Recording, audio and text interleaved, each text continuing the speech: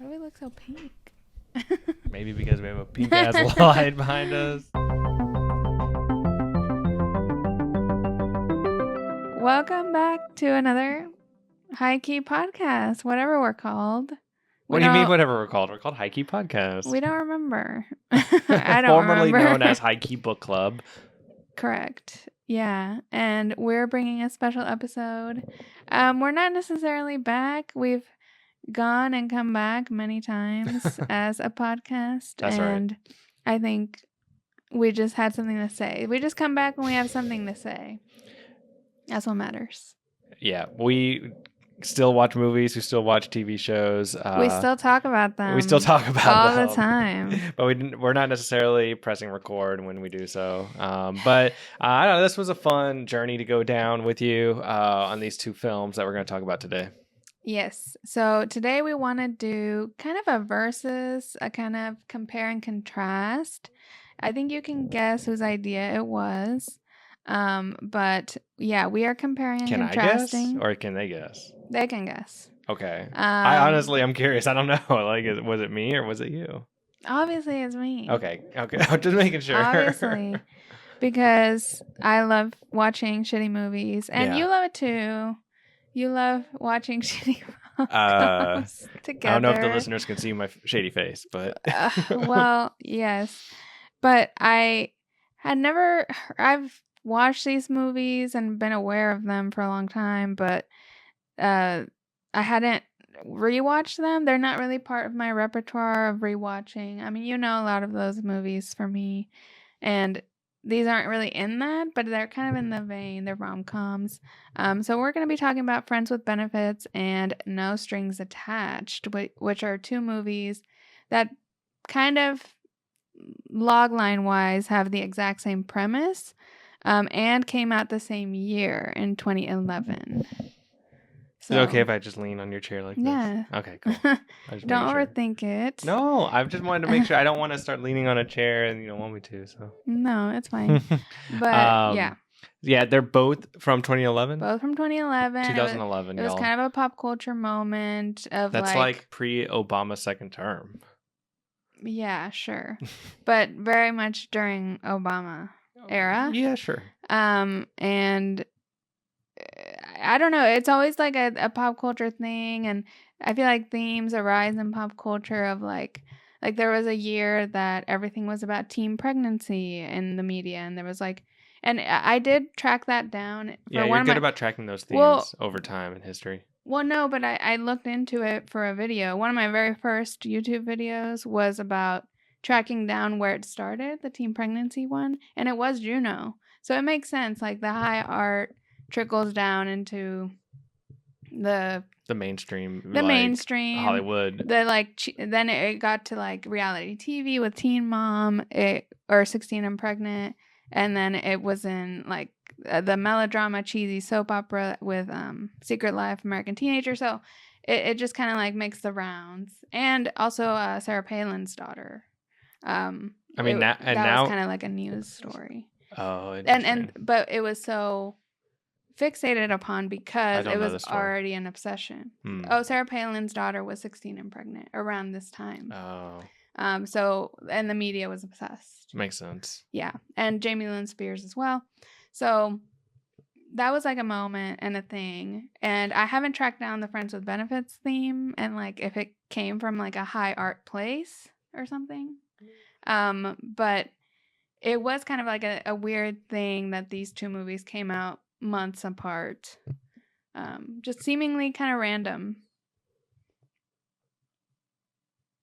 You weren't aware. It was your alien face. I really don't know. Yeah, I was just trying to think of tracing these films as well. I mean, earlier today we were talking about it. You had mentioned The Hangover. I mean, The Hangover is not this theme really, but the style is, I guess, sort of reminiscent of The Hangover. At least not for one of them, but for one of the others. For one of them, yes. But this, I mean, I don't know if that was just the attitude maybe of the time that they. I mean, I look at it like there were a lot of these sort of like yuppies is what I would say Yes. coming up at that time. But definitely young professionals and It's like peak millennial era. Yeah. Like millennials going into career. And it's really the beginning of the tech sector starting to really blow up the way that we kind of understand it now. And like that entrepreneurial time that is like now those companies are becoming big. So it's just like, I don't know. I think that fits into this like young professional type thing that they're both sort of hitting on. And I think one of them exemplifies it, all of these things, a lot more than the other. And they're actually very different movies. Yeah, they are. And well, they have different types of star power element to them as well, but just the whole execution on both of them are. But different. I thought we would watch it and watch both of them, and they would feel like the exact same, and I would feel very similar about both. But for me, there's like a clear winner of the one I enjoyed more, and that I would want to rewatch, like add more to my list of like rom-com rewatches. So like I didn't expect that to have like a clear winner, and I think you as well have the same clear winner. I mean, definitely, but I'm a little biased toward the actress and the lead actress in that one. I've never really thought of Justin Timberlake as a real like, I don't know, Hollywood star or Hollywood actor. What about The Social Network? What about it? Like, there's I've never even really liked Jesse Eisenberg as like an actor. What? However, No. back then, not too much. He on Jesse Eisenberg. Jesse Eisenberg has redeemed himself to a bit, and so I like him nowadays. Yes, but back then, he was like the hipster. Not it was really kind of like the it. Michael Cera effect. A little bit, yeah. And there was just like a little bit of a. I was like, this is acting kind of style, but that's fine. Yeah. No, I get but they're interesting films. And but okay, so for us there was a clear winner, but then in my research, things were very interesting about how they were received. Oh, was it the like movies. flip side? Well, I wouldn't expect either of these films to be critically received. Well, these are neither of these are Oscar darlings. But they were received differently. Like one versus the other. So let's get into specifics. Okay, so we're gonna talk about. Well, so yeah, the two films up for discussion. We're gonna kind of compare and contrast. No Strings Attached, and with Yes. No Strings Attached with Ashton Kutcher and Natalie Portman. Yes. And this is a good quiz. Friends with Benefits with Justin Timberlake and Mila Kunis. And both have like very all-star kind of casts and cameos from well-known names. So it's not just them, but still they have A-list kind of.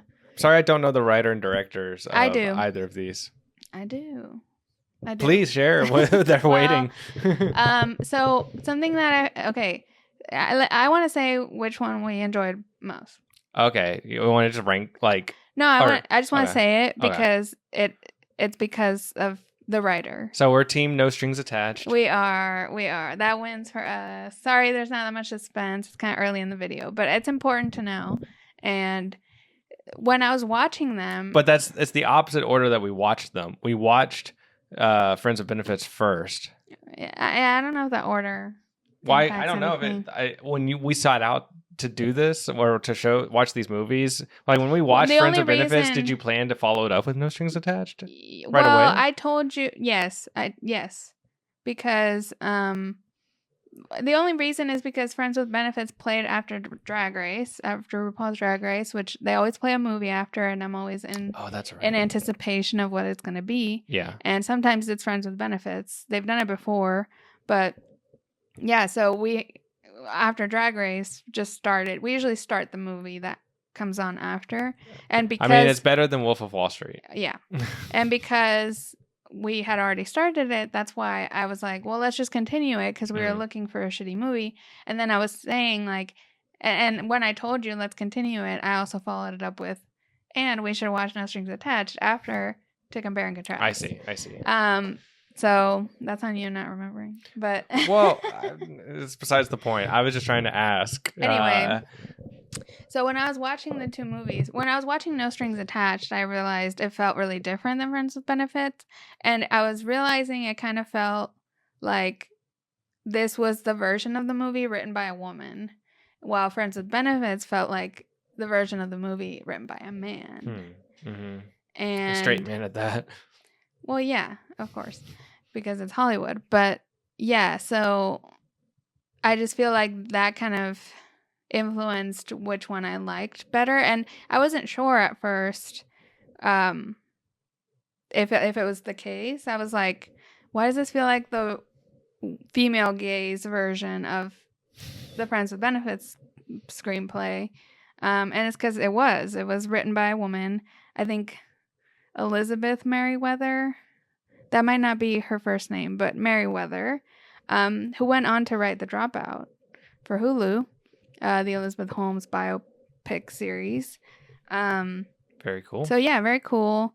And Friends with Benefits is Will Gluck, who...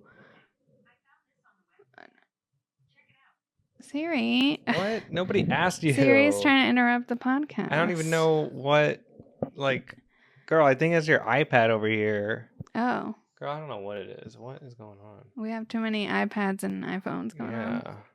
Anyway, so... I don't know what's happening.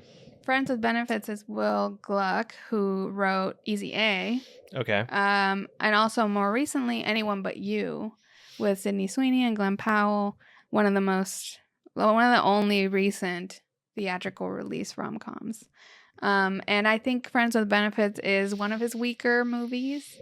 I am a big fan, and I think Easy A is a masterpiece. It was the last... masterpiece? Yes! Okay. It was the last great teen movie.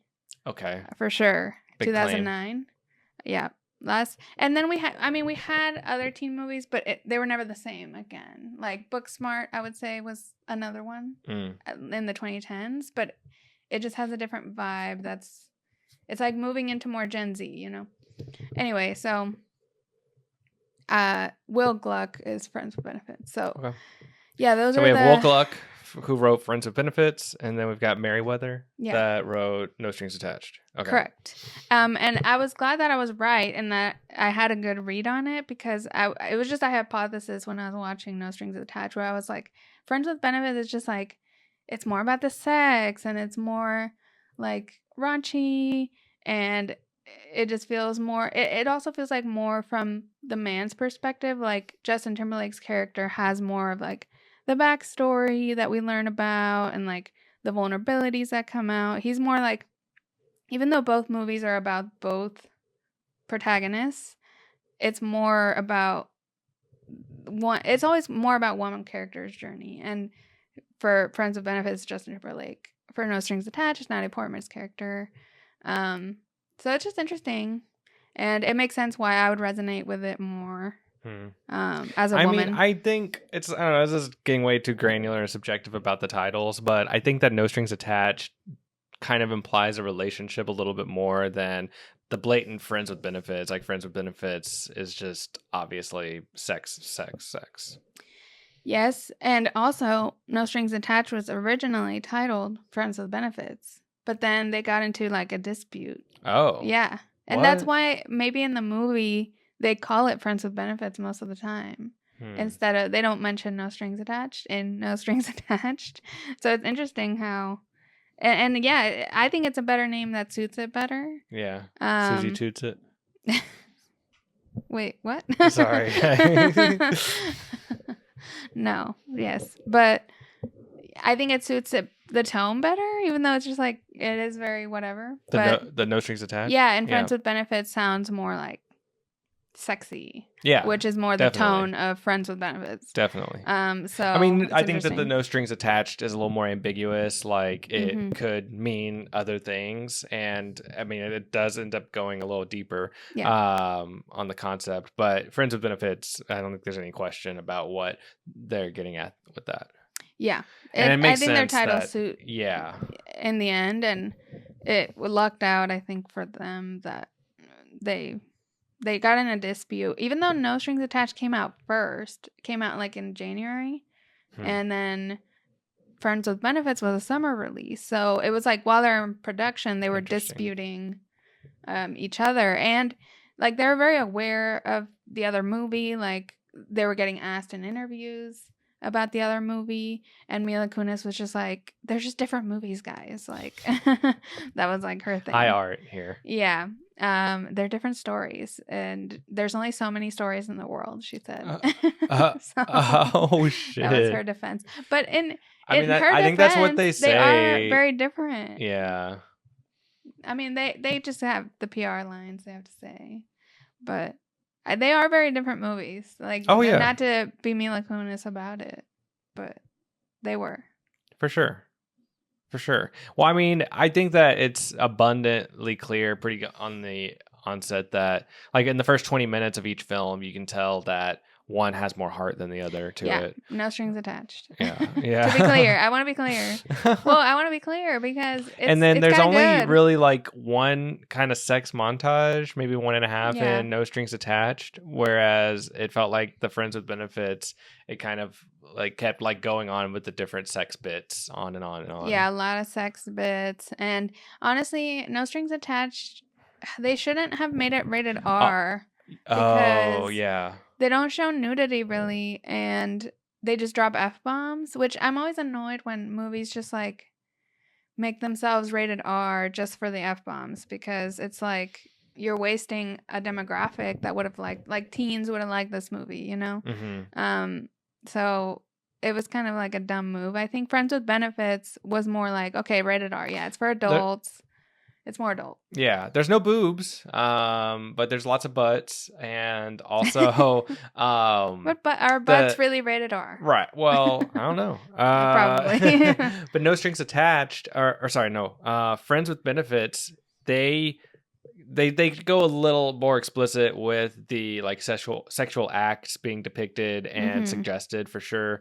And there's not that much language about that in No Strings Attached. I think No Strings Attached keeps it a little bit more classy in that way. Yeah. And I mean, I want to kind of go deeper into the movies and like kind of the plots. And basically, I feel like Friends with Benefits kind of like does what you expect this premise to be. Like the Friends with Benefits kooky funny thing. Whereas No Strings Attached, they barely were Friends with Benefits. Like they were. Well, No Strings Attached is like a romance or a rom-com where the guy is pursuing the girl and the girl doesn't want to commit, and he just agrees to like be whatever she wants him to be, which is like a Friends with Benefits situation, while he still is trying to romance her and get her. Like he's never like wanting the Friends with Benefits thing, whereas in Friends with Benefits, both Justin and Mila Kunis' character both don't want to commit. They both want this arrangement. And it's a lot more explicit between the two characters. So it feels more like it plays out what you'd expect from this plot a lot more than No Strings Attached. Yeah. And the Friends with Benefits, they turn it into a game like kind of instantly right away. And there's just sort of like one instigator, one catalyst that they're like watching a movie.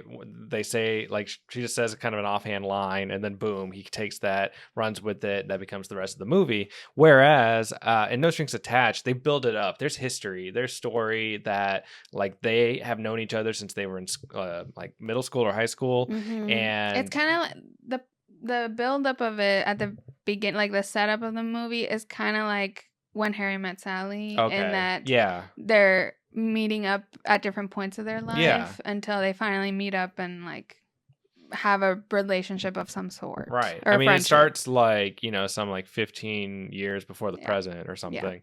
Obviously it could, but it just builds up that trying to tell you that they have history. So there's No Strings Attached. It isn't really like coming out of nowhere and just for like a fun like concept type of deal, which I think that makes definitely makes it more believable and relatable. And I think that where friends with benefits. It makes it harder to attach to the concept.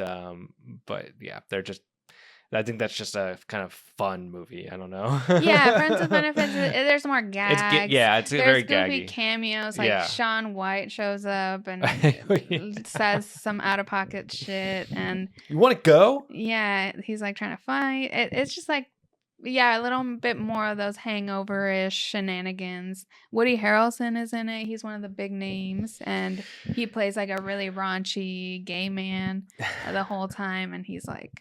But he's so also crazy. like not. He's not like that raunchy. But well, but it's like a movie. That's like his whole bit is he keeps. He's pretty raunchy, I think. Okay. I don't want to say what he was saying on YouTube. Well, okay. Do you want to talk about him real quick? What about him? Just like that kind of character, or I don't know. Yeah, does he count as like a token gay character for that movie? No, I don't think it's like the stereotypes of gay men as much. Or maybe yes, but it's pretty good for the times. I don't know, to be honest. I mean, the whole movie to me is like kind of vulgar for my taste. And his character falls into that. So I don't know. I don't think he's like as much of the stereotype, and he is friends with Justin Timberlake, so like a straight man being friends with a gay man to me is already like, whoa, they're doing something here, but I didn't think of it that much. I think it was just like a gag to make Woody Harrelson like gay, and he's obsessed with, having sex with guys. That's all he talks about. I see. I just, what I had told you was that I didn't like that they didn't give him much of an arc. He felt like he was sort of dropped in there just to propel like a couple maybe instances of the protagonists and their relationship, and it was because it kept being like he kept asking, like every scene that he saw Justin, he would like ask him, hey, I don't know what his character's name was, but I don't even know what Justin's character was. We just call him Justin. Yeah, or like Mila Kunis. He's just like, can you go out, man? Like, let's go out. And then it's like the one time they're having a riff in their relationship, he's like, okay, yeah, I'll go out with you, man.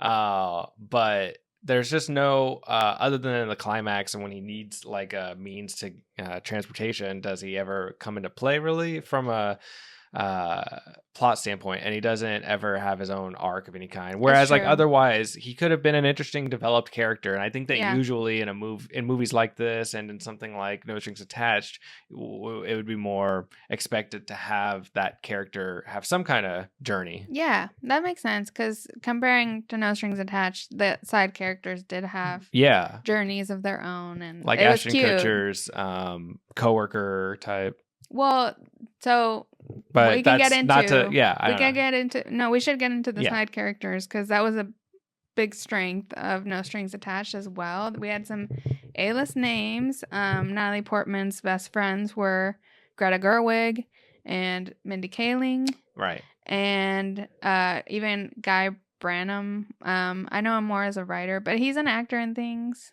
I think Branum, something like that. He played the guy. They all live together and they're all in med school. And then Ashton Kutcher's best friend is the guy from New Girl. Oh, also the writer of No Strings Attached created New Girl. So that makes sense why. I think his name is Schmidt or something. That's interesting that they like had that movie and TV world, especially back then where it wasn't as... Yeah. TV was dying back then. For her. I mean, maybe she's more a TV writer, but yeah, she dove into movies with this one. But so the guy from New Girl, I forget his actor name, but I think his name is Schmidt. Maybe not. Maybe Schmidt is someone else, but whatever, this guy. And he had an arc where he got with Greta Gerwig's character through the movie. And they were kind of like both the primary best friends of the protagonist. So it was cute.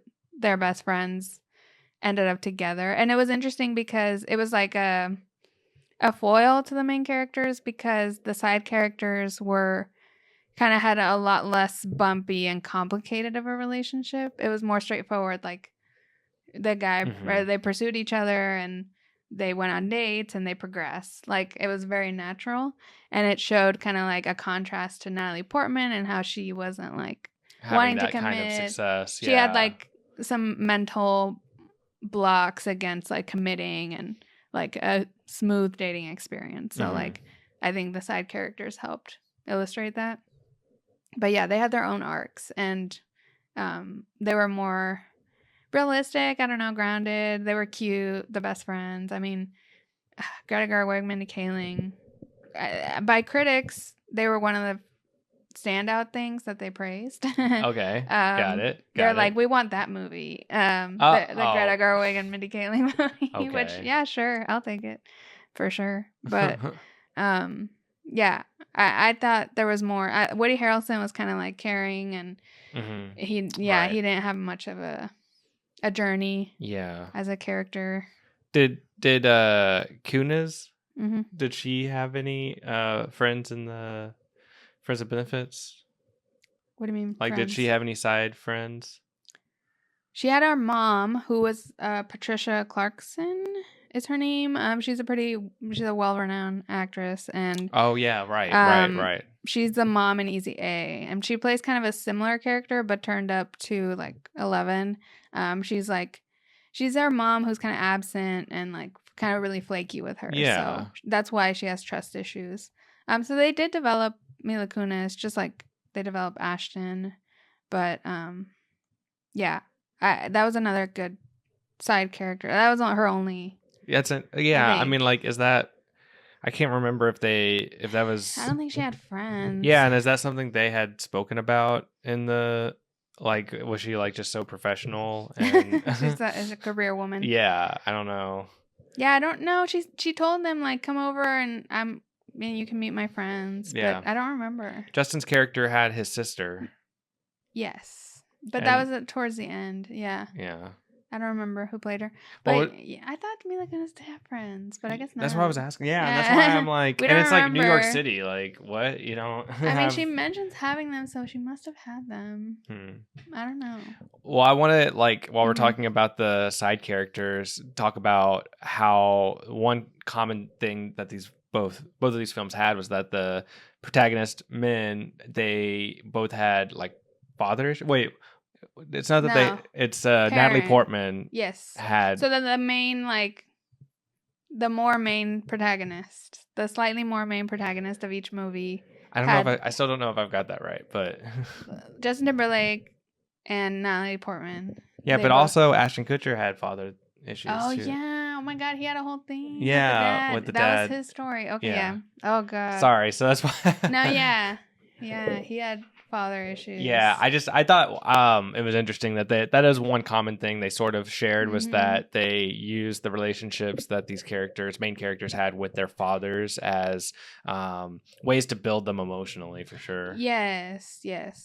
Yes, with their parents. I think because otherwise they look like, well, not so much in Ashton Kutcher's character's case, but then Justin Timberlake's character, he seems sort of just like mad sex and career driven. They all use like parent issues, like daddy issues, whatever it is, to humanize them. Yeah, well, just to inform why they have commitment issues that lead them to friends with benefits, situationships, as they would be called now.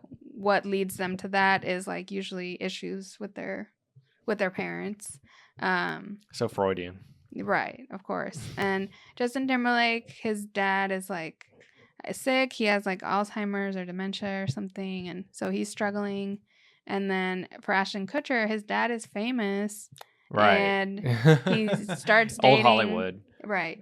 He starts dating his ex-fiance or ex-girlfriend, which is crazy. I mean, I love, like, it's so ridiculous, and I love that they just went there with it, but it's believable for Hollywood, so it was still grounded. It was weird. Yeah, I like how they raised the stakes with that. And it's good. And it becomes a good bit to like end on for them as well. And I think for Natalie Portman, her dad dies really early in the movie when she's younger, and her mom really struggles with that. So like, I think her thing is like, oh, she always has to take care of her family and kind of grow up fast. I kind of feel bad. I've kind of forgotten what her parents were. I don't remember those relationships. Her mom got like remarried to the guy named Bones or Bone or something. Okay, yeah, And yeah. Well, because they didn't bring her in until later, right? Well, but we see her at the very beginning because Ashton Kutcher randomly gets invited to the funeral, and that's one of the few times they meet. Yeah. They only meet for like that day. Oh, and she's like, right. "Can you come with me to my dad's funeral?" Right, I see. Okay. But they don't speak for years after that. It's interesting, but yeah. So I think it's about that, and so I like No Strings Attached. It reminded me more of like the Nancy Meyers. I don't know, more female gazy movies. Rather than the raunchy of Friends with Benefits. It feels a little more cheap, a little more pop cultural, like relevant. No Strings Attached feels a little more timeless. Like I recommend it as a rom-com. It's just more of a rom-com though. It's pretty removed from the Friends with Benefits trend or thing or label to me. Just because he never wanted Friends with Benefits. Mm-hmm. He wanted to just be with her, and he was just like, okay, I'll do this because that's all you'll give me. Yeah. And he just pursued her. And to me, that was more romantic overall. Of course, in Friends with Benefits, they also lead to romance. Not to spoil anything, but obviously. I mean, what else are we here for? But it's a little more like mutual and like back and forth, and you know. I think that, getting to kind of like the, I guess, I don't know, philosophy, if that's the right word of it all. It's like, can you have like sexual relations with somebody without having feelings for them, maybe is the way to put it. And I think that's what, both of these films are trying to test. Definitely Friends with Benefits and No Strings Attached. It's less obvious, but there's an element of that there. It's definitely what Natalie Portman's character is trying to go by that philosophy of. So it's interesting. I don't know. Yeah. Do you have like a opinion about that? About the philosophy? Well, like, do you think that there like one can have like sexual relations without having intimate feelings? I think so. I think in a rom-com, no, obviously. Well, no, not. But yeah, you gotta have love in Hollywood. I think in real life, yes. Okay. I don't know. It can get complicated easily, but I think also it's possible. Just like.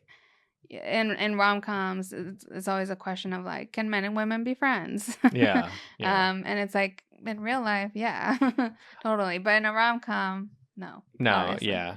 No, I do think it's possible as well. But obviously for a film like this, you have to have two characters that fall in love at the end. Well, yeah, and so the plot of Friends with Benefits, just to give the difference of what they are, Friends with Benefits is like Mila Kunis is a headhunter that recruits Justin Timberlake's character to move to New York and be like the editor designer of GQ, and so the magazine, the magazine, and the stakes are that he has to stay at that job for at least a year so that she gets her like compensation for it. Yeah, that's his contract, and she got I don't know what you call bonus basically for that. Yeah, and he has to stay there a finder's fee. But they don't work together. It kind of feels like a workplace career. More that's what related I thought. Plot. I was confused by that. I thought that she worked with him, and no, he just had to stay at that job where she didn't work. She's just here to drop him off. Yeah. And then, let's hang out too. Why not? Right. And so because he just moved to the new city that he doesn't have any friends in. Yeah. So. And that's why he's more the primary for that movie, I'd say, because he's the one moving, uprooting, and it's like a new thing. And she's helping him acclimate. And it's a very much like West Coast, East Coast battle going on. They're always bickering about like New York is better. LA is better. You just smoke weed in California. Well, and then she goes to LA to visit his family, Oh, yeah. and she's like loving it. I'm yeah, like why would you ever leave this? Duh. Well, if you remember, you came and snatched me. So yeah, I'm Team LA anyway in that conversation. I mean, obviously, when you have a Malibu penthouse the way they did. Well, that's true. They did. They did have that beachfront. But I'd walk around with my pants every day. And then No Strings Attached is about they're like friends that have met each other in different stages of life, and then at a certain point they meet each other again and become more friendly. They finally like exchange numbers when they're adults, and basically Natalie Portman is in med school, like in residency at the most intense like point in her career with her fellow residents people, and she doesn't have time for a boyfriend and doesn't want the commitment, and Ashton Kutcher is like pursuing her, and so she's more like, let's just meet up for sex and not do a relationship, because she's like very scared of the commitment. So that's more No Strings Attached. And Ashton Kutcher's kind of spiraling because of his dad situation dating his ex. And that's kind of like what prompts him to really, like, it drives him into Natalie Portman's arms, and she doesn't want him. So she's like always pushing him. And he's just like coming back. So that's kind of No Strings Attached. Well, and then he's got, he just goes on like a binger when he gets dumped. Or is it after he gets dumped or after he realizes his father is dating his girlfriend that he decides to just go on a rager and call, like, with the advice of his friends and local bartender friend, bar owner, who was played by Luda. Ludacris. Oh, yeah. Luda. Oh, my God. Also, by the way, what? In that movie, in a small role, is the girl from The Bear. Oh, that's right. Yes. Yeah. Sugar. It's great. I love seeing our current A stars when they were B stars. Right. Yeah. She plays like a random waitress in this movie. But I was worried because at the beginning, she was just there as a waitress, very in the background. I was like, oh, we're never going to see her again. But we do see her a little bit throughout the movie. True. It wasn't as small of a part as it looked at first. No, it's good. I'm glad that she had some lines. Also, she plays a fun character that's kind of gay. I mean, she made out with a woman. No, it was funny. Obviously, I remember that part. But no, but no, his friends say, like, yeah, just like hit up all the like girls that are in your phone that you've ever met, and just see if any of them will be down to do it, like, and meet up. And he gets really drunk, and then, like, we don't really know exactly what happens other than he just wakes up the next morning on Natalie Portman's roommate's couch. Yeah, and there's a lot of roommates, so it's a funny scene. And so when he's waking up, every roommate's coming into the living room, and he thinks that it's them that he had sex with the night before. Right. And so it's a nice little bit. And then, of course, Natalie's the last to enter. Right. And he didn't do it with any of them. No. But he had to go find his pants. This is too much. Whatever. I'm done. I'm done. I re-listened to past HighKey, and the way we were beat by beat, just recounting the plots of movies was embarrassing. So no, yes, but you should watch the movie. I'm trying to recommend the movie. I'm not trying to ruin the best scenes. Oh yeah, where can they watch it? Good question. Support your local video store. If you're in Austin, you can check out We Heart Video. Yeah, we love video. On 53rd. They might have it. They might have it. But yeah, so anyway, I want to talk about the critics because well, we need to know, like, what was it critically received? Also, what is can you quiz me? I want to guess what the RT is. Well, yeah, okay, yeah. Let's start. That's where I was going to start. Okay, so friends with benefits first? Yeah. Okay, I'm going to really lowball. Can you guess the disparity in their Rotten Tomatoes? Is it like I'd say 1 there's 30 point points. difference? 30-point difference. Okay, 30-point difference. I say that Friends with Benefits, they just love Justin. Who loves Justin? The critics. It's gonna ruin the tour. I'm gonna guess it has a 46%. Friends with Benefits? Mm-hmm. Okay. And I'm gonna guess that No Strings Attached has... You've already given me a clue that it's less, I think, but so I gotta double check the exact numbers. Only because you gave me a clue that it's less, I'm gonna say 38%.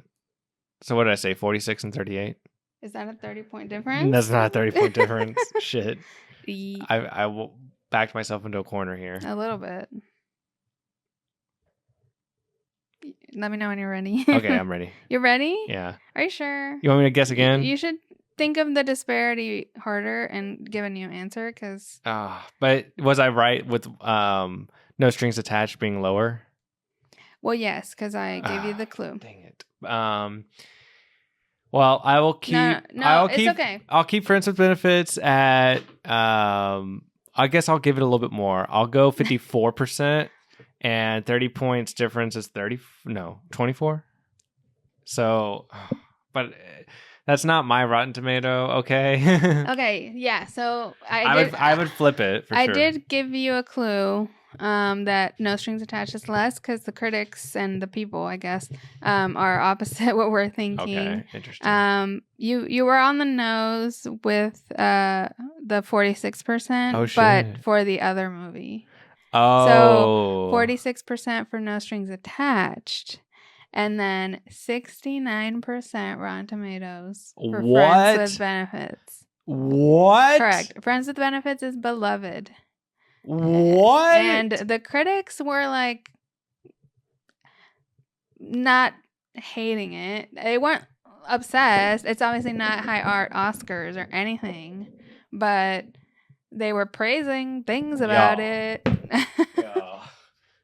I know. That's how I was when I was looking this up. Like, they compared Mila Kunis' like fast talking charisma to Juno.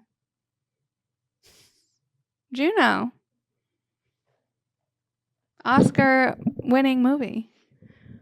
And they criticized or panned almost everything about No Strings Attached aside from Greta Gerwig and Mindy Kaling and their performances. Like on the whole, I actually thought Ashton and Natalie gave stronger performances. I mean, yeah, they're than more Justin and Miley. Is that her name? Mila. Miley. I know. I agree. They were like Friends with Benefits, more of like a popcorn movie, you know. Not to be shady. No, but that was an insult to Demi Moore. But like. That she talked about, that's what they called her, but it was a popcorn movie. Like, it was just like, okay, I watched it once, don't need to watch it ever again. Yeah, thank you. And then No Strings Attached, it was like, oh, this is sweet. Like, I'm invested. Like, I know I'm invested when I'm like grabbing your hand when they're like, you know, trying to get together at the end. I'm like, what's gonna happen? Like, it only happens sometimes with rom-coms. I'm not always that invested in romance, but that one had me. I was like, oh my God, what's going to happen? Like, I cannot believe this. I know. This is nuts. I can't believe I was on the money with 46%, but it was 47%. That's fine. I mean, but yeah, thanks. You're very and close. then you said the other one was 69? Yeah. I mean, 25-point disparity. Yeah, exactly. That's wild, it was y'all. a big disparity. That is wild. Like, I would expect them at least to be like the same, around the same critics wise, but no, they loved the banter of Justin Timberlake, Mila Kunis. They criticized the writing of No Strings Attached a lot. They were like, they said Natalie Portman didn't believe anything she was doing. So which a little bit. I did say that also. I remember there were a couple of lines that were just not well. But it's hard because Benefits had so many more cringy lines though. Well, totally. Like, it just didn't age. Like, Friends with Benefits ages like There's just no heart to it. No heart. You can tell exactly what year it is. Yeah, like wow. very much in a bad way. Sometimes it's in a good way. Yeah, but I mean, no. well, and No Strings Attached, you could tell because he gives her a mixtape, a CD But that's mixtape, cute. and Those are cute nostalgic things, not like Friends with Benefits. Like, oh, Shaun White is in this. It's the year Shaun White was like so huge and mainstream. And Emma Stone is in it for 5 seconds, so she wasn't that big yet. Right. Yeah, no, So, it should have been Emma Stone in the lead at least. Yeah, she would have been great. And Andy Samberg. Andy Samberg. That would have been fun. Like, give me an Andy Samberg, Emma Stone, Friends with Benefits. Yeah. All day, any day. That's fine. But no, the critics loved Friends with Benefits. I mean, not loved, but like 69%. That's wild. I don't see it. Hollywood. Let me look at the. Okay. Let me look at some of the critics. While I was shocked. Like I kept having to check. Like, am I looking at the right one? While she looks that up, I just want to say that I did really like. Again, I didn't familiarize myself with the characters' names, but the character that played Ashton Kutcher's coworker, and because he works in like a kind of like film studio where they work on music videos. It seems like. Yeah, her. And she's like a producer. And so, yeah, she's sort of like a script supervisor, producer person who just knows everybody. And because he keeps trying to get a script that he's written read by somebody so it could be picked up. I liked they both had goals. Yeah. I hate a pet peeve of mine. And honestly, That's right. He didn't have any goals. He's like nothing. He's a shell. Will Gluck is very, this is a constant issue I have with him. Not constant, but 2 movies of his. This one and Anyone But You, is that like the characters have no other goals but the romance. And that to me like makes me not invested or fully accept the characters as like real. Yeah. And in No Strings Attached, they did a good job of like they both had their own lives going on and problems and things they were figuring out. So like Will Gluck, it's not his first offense with me on this. Well, I really liked that character that Ashton Kutcher was co-working with. She's a really good actress. I want to go see what else she's in, and I've seen her in things. I'll look up her name. I liked kind of her arc that she had in it, and how that kind of served as this other love interest that was sort of a little bit like stealing and taking away from the power that Natalie Portman and him were having. And I don't know that in Friends with Benefits, like, did he have any other love interest? Justin Timberlake in Friends with Benefits? No. Yeah, there was no Never. other like. No, and that's classic for these movies to have other potential. Yeah. Something, because Natalie Portman did too. She had that guy that was shady trying to marry her. He's like, you're going to have sex with her and I'm going to marry her. Right, exactly. Exactly. Girl, okay, let me read you some of the quotes about Friends with Benefits. Are these like from the critics? Reviews? Yeah. Okay, I already said this one. Kunis fast talks her way through the opening scenes as if she's channeling Juno. And Timberlake easily keeps up. At some fundamental level, I simply enjoyed watching them. Peter DeBurge of Variety. He complimented the cast, calling Kunis a natural with comedy, while Timberlake exudes the kind of star wattage that put Will Smith on top. Okay, look, I do love Kunis. She's cool. She's cool. She's and laid back and her roots are comedy. Like, yeah. she's a great comedy actress. She was the actor in the room. Look, JT, I love you too. I love you a lot, my man. It's just acting was not your first or second real gig, I don't think. And that being singing and dancing, probably your main ones. And I don't know. Look, when you're up, and look, I really never even thought of like Ashton Kutcher as much of an actor either. And I think that this is what helped me maybe see another side of him. Okay. Now, what's funny is that like how they both came from the That 70s Show, and then they end up starring in their opposite films. Well, and that they're married. Now, but they weren't married then. He was married to Demi Moore at that time. You think JT was trying to hit that? I don't know. I don't know if he was married at that time. He was probably. Anyway, so another. Come on, dead air. I know. No. Well, help. Okay. Okay. Hollywood Reporter said there was palpable chemistry. Someone gave it a B-. I don't know if it was palpable. I mean, I would say maybe there's some chemistry. Someone gave it a B-. So, okay, a little generous, but not the worst. There were some. Okay. Despite the plot being predictable, the film was elevated by energetic dialogue, the sexual chemistry between the leads, and the fact that the miscommunication that keeps bliss at bay is plausible.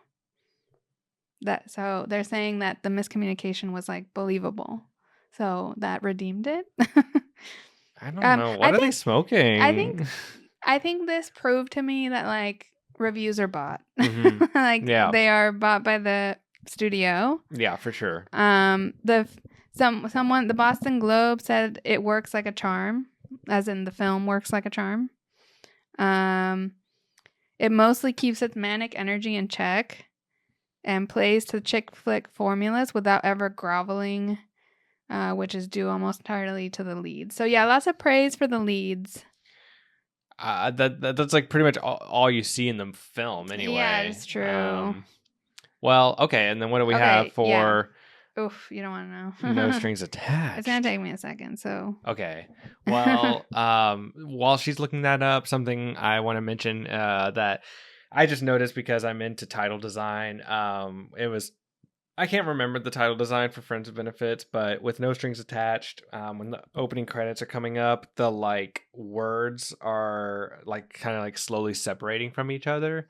And then when, of course, when the title No Strings Attached comes up, they were all like bunched up together, like there was no spaces between the words, and then they separate like the other opening credits. And so I just thought it was an interesting way to use motion graphics to recommunicate the concept of no strings attached. At first I was like, it's kind of a weird animation, but so I just wanted to, while I was trying to buy some time, what do you got for us? Okay, Zelenny? yeah.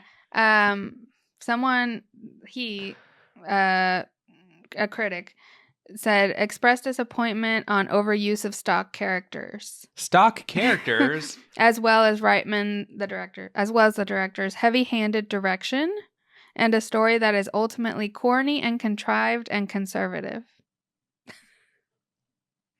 That's so rude. I literally don't think it's any of those. I know. Compared to... Okay, and then... it benefits from the presence of Natalie Portman and director Ivan Reitman's steady hand. I agree. The direction was good. Yeah. But No Strings Attached doesn't have the courage or conviction to follow through on its ribald premise.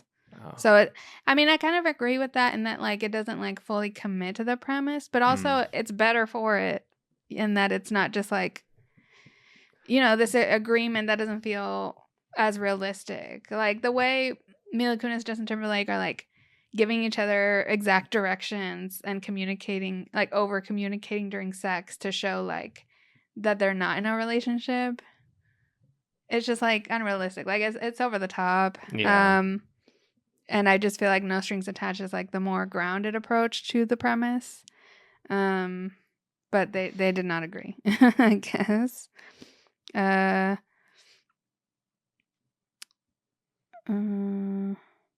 these reviews are crazy. Pleasure. There were some positive things. Some pleasures are to be found in the brisk, easy humor of Miss Merriweather's dialogue, and in the talented people scattered around. Miss Portman and Mr. Kutcher like fresh herbs strewn on a serving of overcooked fish. The hell is that supposed to mean? So Greta Gerwig and Mindy Kaling are herbs on an overcooked fish. Okay. The movie. Okay. um, critics, they're so dumb. Okay, Scott considered the film's great squandered opportunity. And also the source of some of its best comic moments is that Miss Gerwig and Mindy Kaling in effect share the role of Emma's zany sidekick. So they're saying like they missed an opportunity with these making these characters so small, the friends. Mm-hmm. Mm-hmm. Why are these two entirely original and of the moment performers marginal players in this agreeable lackluster picture and not stars of the year's greatest girl bromance? Just like friendship. Girl bromance? What is that? To imagine Miss Kaling and Miss Gerwig in a remake of Thelma and Louise or The Wedding Crashers is to experience an equal measure of frustration and hope. Why can't we have a few movies like that and not quite so many like this? I mean, fair, it'd be fun. It'd be great to have that. Mindy Kaling was a really small role. I feel like she didn't have much of a arc. Yeah. But we had a lot of characters going on. So, okay. The Telegraph, British newspaper, named No Strings Attached one of the 10 worst films of 2011. It's 2011. I'm sure there's 11 other worse films. Yeah. So. Well, thank you for letting us know how both these films stood in the ranks of the smart ones around us and the experts. Yeah. So how do you think that this what's the state of rom-coms? I guess how do these films like fit into the spectrum of the genre?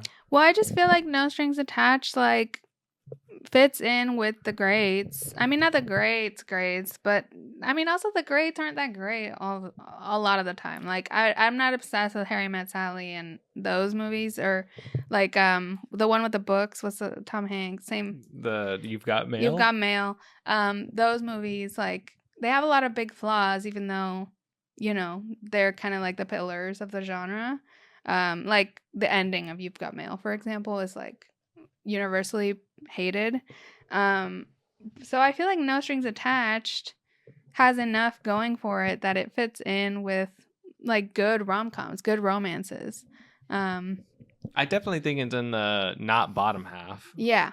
And I think Friends with Benefits, it's more like, okay, it's 2011. Like, it's a movie that kind of stays in 2011.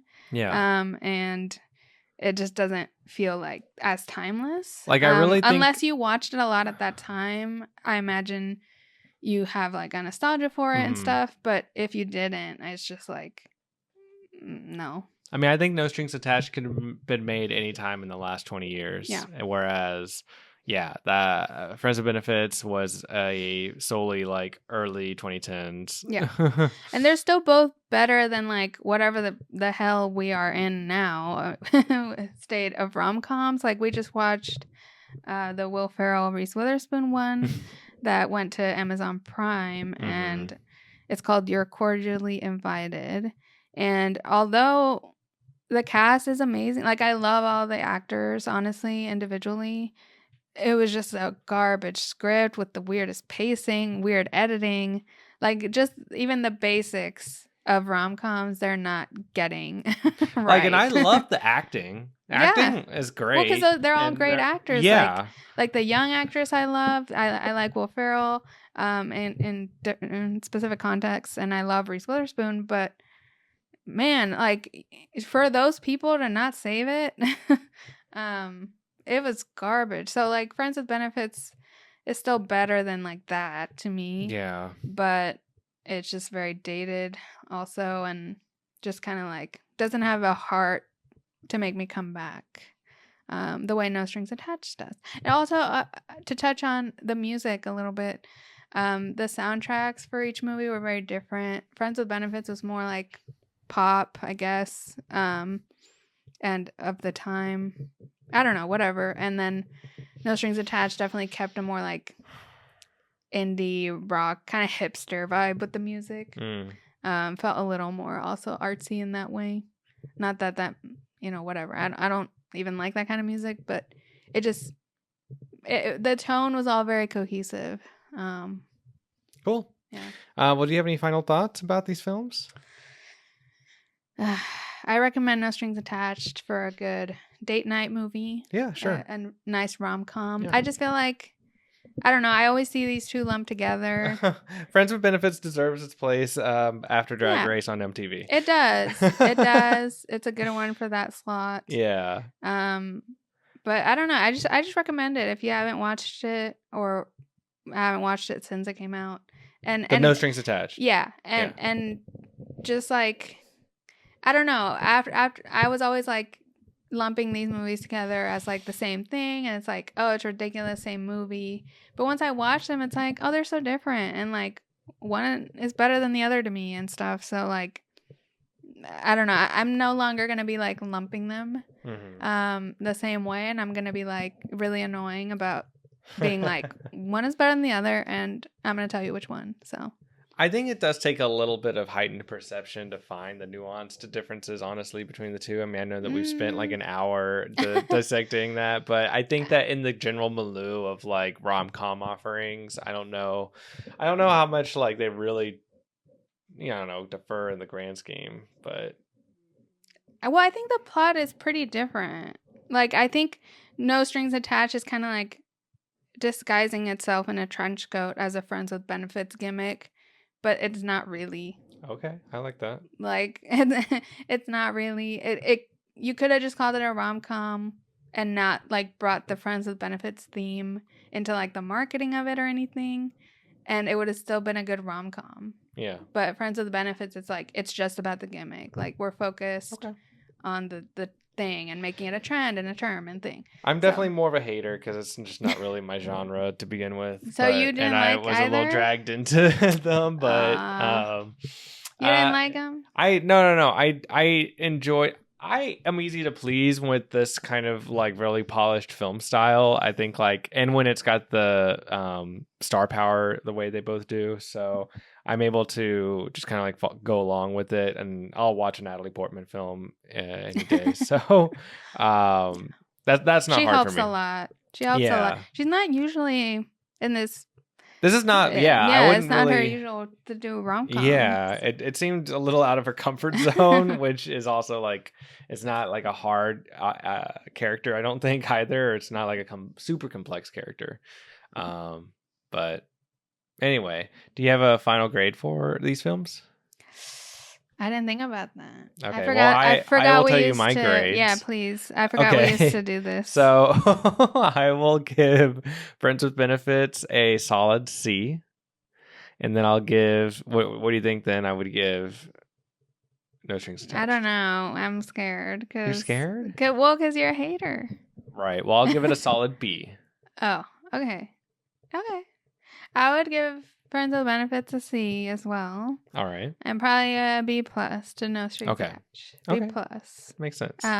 It's pretty good. I think you were pleasantly surprised by. Very pleasantly surprised. I was like, I expected to be laughing. Like I don't know. We put on these movies to like make fun of them or critique them.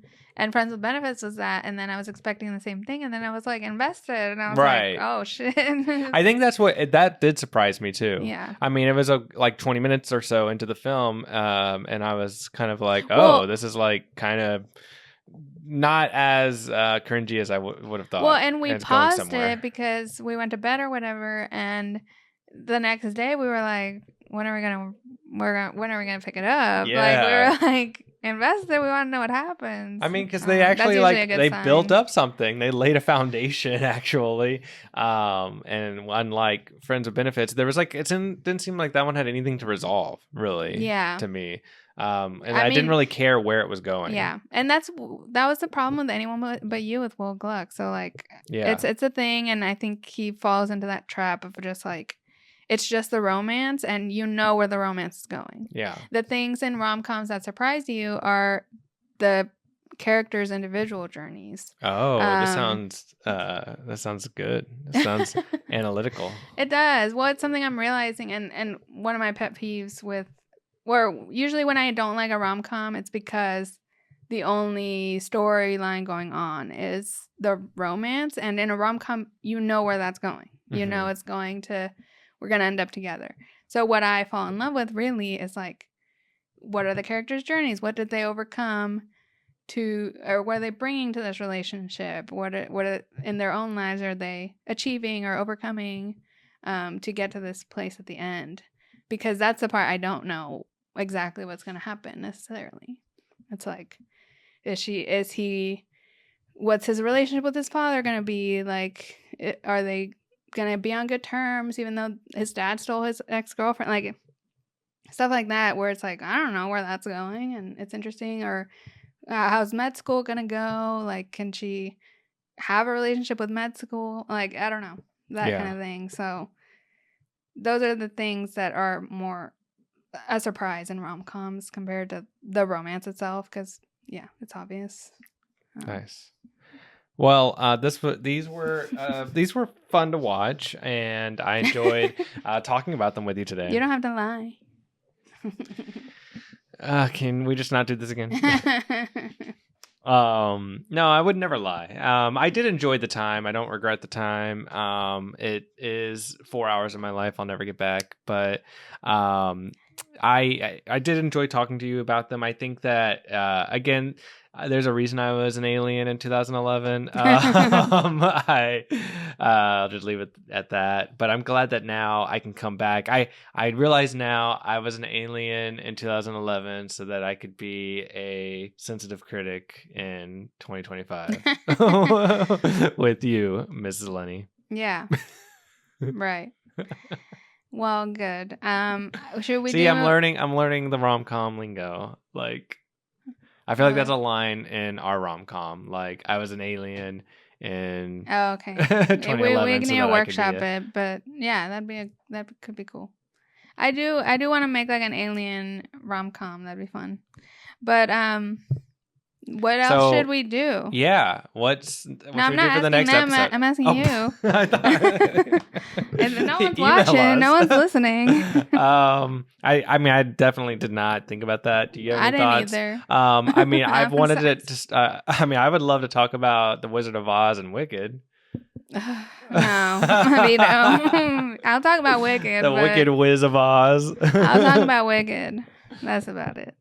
I love Wicked. Okay, well, I really want to talk about Wicked. Right. I'm definitely in my musical era, and that's what I would want the next one. Okay, Wicked. Yeah. No one mourns the wicked. No more compare and contrast. We don't have other. I guess this one's a very specific niche. Compare and contrast. It was a very specific niche. I mean, I'm just so much more into like drama and action movies these days. And I don't know. Okay. That's not really. Okay, sure. Your jam. Severance. We should talk about Severance. I never get to talk about it on YouTube because it's not girly enough for miscellaneous. I mean, I'd love to talk about Severance. I'm jealous listening to your Adam Scott and Ben Stiller podcasts. I know. Every afternoon. Maybe when season 2 ends, we can talk about the season. Yeah. Well, thank you so much for listening, and we will see you next time. Until next time. You might be hearing from us. Yeah, you might be hearing from us.